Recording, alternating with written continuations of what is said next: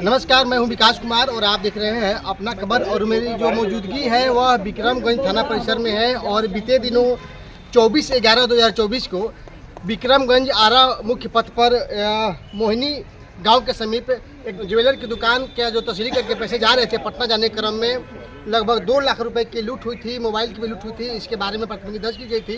Police ने इस मामले का उद्भेदन किया है।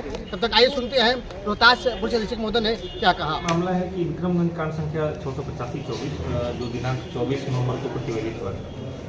इस घटना में अजय कुमार जो खिमनी चक सुभाष नगर रामकृष्ण नगर पटना के रहने वाले हैं, पटना स्थित सुरेश ज्वेलर्स में नौकरी करते हैं। ये विक्रमगंज में ढिबरा मोहल्ला से जो ज्वेलरी का पैसा है वो कलेक्ट करके ले जा रहे थे। विक्रमगंज आरा पथ में मुन्नी गांव के पास 2 मोटरसाइकिल सवार अपराधियों द्वारा इनके बैग में से 2 लाख रुपया लूटने की बात इनके द्वारा बताई गई और इस घटना का कांड दर्ज कराया गया। कांड के बारे में सूचना मिलने के बाद से ही जो इसके वादी थे उनका बयान और जो बाकी घटना का विवरण बता रहे थे वो काफ़ी संदिग्ध प्रतीत हो रहा है।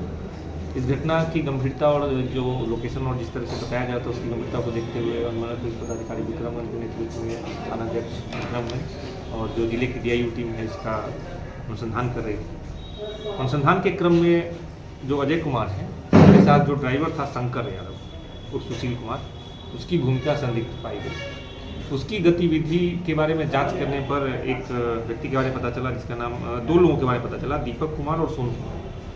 इन दोनों को गिरफ्तार करने पर इनसे पूछताछ किया गया और इनके निशानदेही पर ही 9,85,000 रुपया बरामद हुआ। पूछताछ में और अन्य जो तकनीकी साक्ष्य उससे स्पष्ट हुआ कि अजय कुमार के साथ जो ड्राइवर था शंकर, वही इस घटना का लाइनर था और उसने ही पूरे घटना की प्लानिंग की थी कि पैसे को लुटवा के बाद में जब पुलिस के नज़र से हम लोग बच जाएंगे तब हम इस पैसा को बांटने की प्लानिंग की थी, लेकिन उससे पहले ही ये पैसा बरामद कर लिया गया। जो कांड इनके द्वारा दर्ज कराया गया था उसमें इनके द्वारा 2 लाख रुपए लूटे जाने की बात बताई गई थी, लेकिन जो अपराधी हैं उनके पास से 9,85,000 रुपया बरामद हुआ है। अब ये जो असमानता है या फिर ये जो अंतर है ये क्या है और क्यों है, इस संबंध में जो वादी है और जो ज्वेलर्स जिनका पैसा था उनसे पूछताछ और अनुसंधान में पता चलेगा। लेकिन पूरे घटना के अनुसंधान से यह बात स्पष्ट हो गया कि जो अजय कुमार के साथ ड्राइवर थे उनकी मिली भगत और अजय से भी पूछताछ भी बाकी है, इनकी मिली भगत से इस घटना को अंजाम दिया गया और एक लूट की झूठी घटना को प्रतिवेदित कराने की कोशिश की गई, जिसका उद्भेदन पुलिस द्वारा किया गया है। और इस घटना में जितना पैसा बताया गया तो उससे ज़्यादा पैसा अपराधियों के पास से बरामद किया गया। दोनों अपराधियों को गिरफ्तार किया गया और बाकी जो तीसरा अपराधी शंकर कुमार है उसकी गिरफ्तारी के लिए छापेमारी जारी, उसको भी गिरफ्तार किया जाए। इनका मोबाइल फ़ोन जिसके लूटे जाने की बात घटनाएँ बताई गई थी, 3 मोबाइल फ़ोन और 9,85,000 रुपया नकद बरामद कर लिया गया।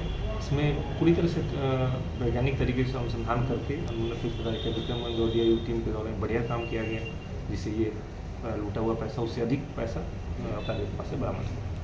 सर, गिरफ्तार अपराधियों का कोई आपराधिक इतिहास भी रहा है क्या? नहीं, अभी तक इनका कोई आपराधिक इतिहास सामने नहीं आया, लेकिन हम लोग इनका सत्यापन कर रहे हैं। अगर कोई अपराधी के दोनों भोजपुर के रहने वाले हैं, दीपक कुमार पेशर कृष्णा सिंह धनगई भोजपुर और सोनू कुमार कुलरिया थाना कोइलवर भोजपुर के रहने वाले हैं। और जो ड्राइवर था इस घटना में वो भी इन लोग को पहले से जानता था, उनकी मिली भगत से ये साजिश रची गई और इनको अंदाज़ा था कि ये जो पैसा है ये शायद पैसे में भी कुछ गड़बड़ी है कि कुछ गलत पैसा है या फिर जो जिसका प्रॉपर सही तरीके से हिसाब नहीं रखा गया, इसलिए घटना को अंजाम दिया गया ताकि जो वादी है पूरे घटना को मतलब खुलासा करके पुलिस को नहीं बताया ताकि पैसा ये लोग दबा पाए। धन्यवाद सर। ठीक है सर, धन्यवाद।